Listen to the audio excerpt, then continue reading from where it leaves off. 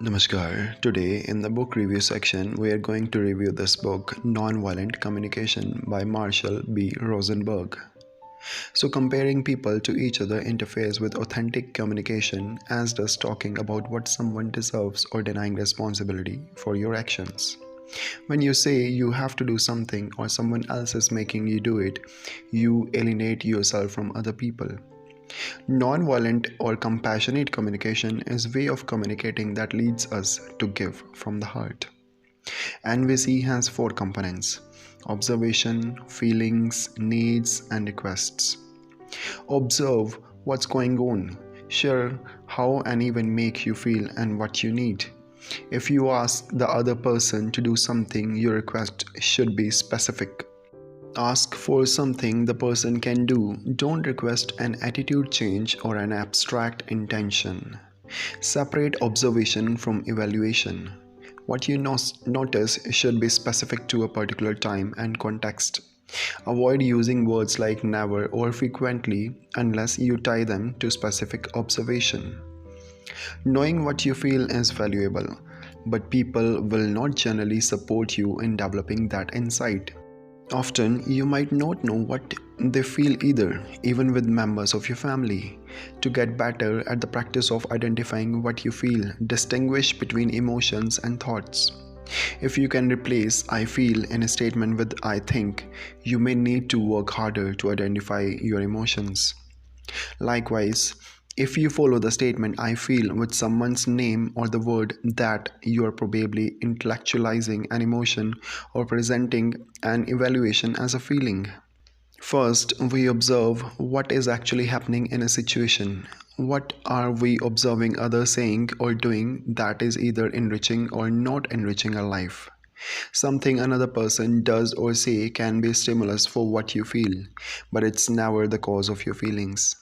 Your feelings result from how you receive others' actions and statements, which is in fact a choice you make in combination with what you need and expect at a moment. If someone says something negative to you, you have four response options. You can blame yourself, you can blame others, you can pay attention to what you feel and need, or you can pay attention to what other feels and need. Thinking through these options will help you become aware of what's happening, what people are feeling, and why. This is a valuable step toward identifying the needs of the root of what you feel and what other people feel. Most people lack experience identifying what they need. You might have learned to criticize others when your needs are not met. For example, if you want a clean, well organized home, you might nag someone in your family for leaving a coat out without ever recognizing your deeper need for clear spaces. This happens in a large scale conflicts or in disagreements. Rather than identifying what they need, people hurls accusations, labeling others and their actions. When we simply express our feelings, it may not be clear to the listener what we want them to do. You have your physical needs, like food and water.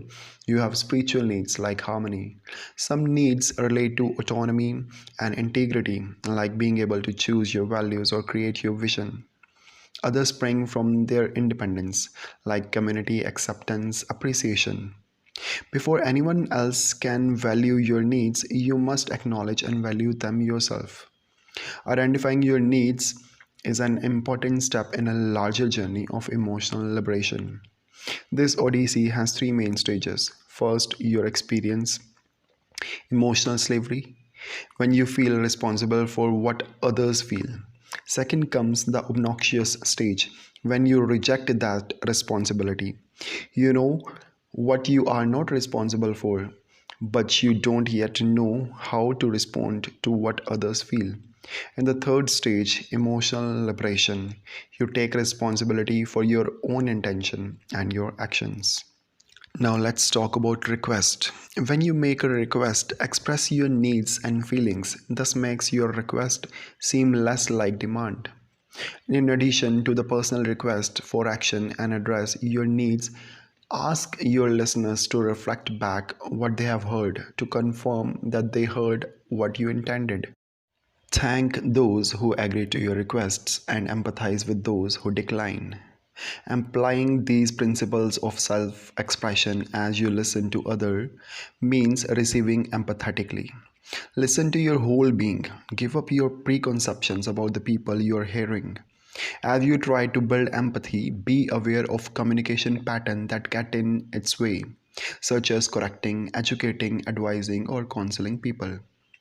Don't try to intellectualize the understanding. Listen for what people feel and what they need.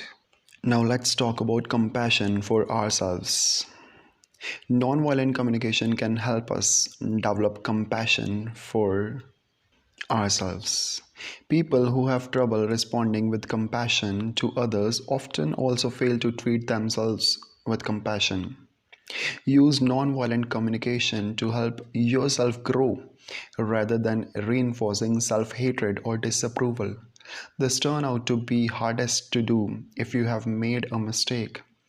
That is when you tend to criticize yourself, generate shame, and tell yourself what you should do or you should have done. As you learn from the past, forgive yourself. Self forgiveness involves connecting to the need you were trying to meet when you took the action you now regret. Nonviolent communication can help express your anger usefully. Sever the link between other people and your anger. If you think their action make you angry, you'll blame them for what you feel. What another person does can be a stimulus for your feelings, but it's never a cause. Instead of blaming others, look inside yourself to identify which of your needs are not being met. Making requests in clear, positive, concrete action language reveal what we really want. Anger can misdirect your energy. People become angry or violent when they believe others are causing them pain and should be punished. When you get angry and need to express it, stop and take a breath. Look inward for thoughts that are judgments. Identify the unmet needs you have that underlie these judgments. Express what you feel and need. Often, if you want someone to listen to you, you need to listen to him or her first and empathize actively. When you hear what someone else is feeling, you can recognize the humanity you share. Listen to what people are needing rather than what they are thinking. Express your needs. Listen for other people's need. Look beyond what they ask for to what lies beneath the request. Provide empathy, which people need before they can hear what others are saying. Propose strategies to resolve the conflicts. Use present and positive active language. Nonviolent communication helps us voice gratitude without unconscious judgments. Many compliments are judgments that can contribute to alienation just as negative statements can. People might praise others in order to influence or manipulate them. Instead, look for ways to celebrate people. Identify which of their actions enhanced your well being. Name the needs that their actions fulfilled and share the joy this generated. Thanks.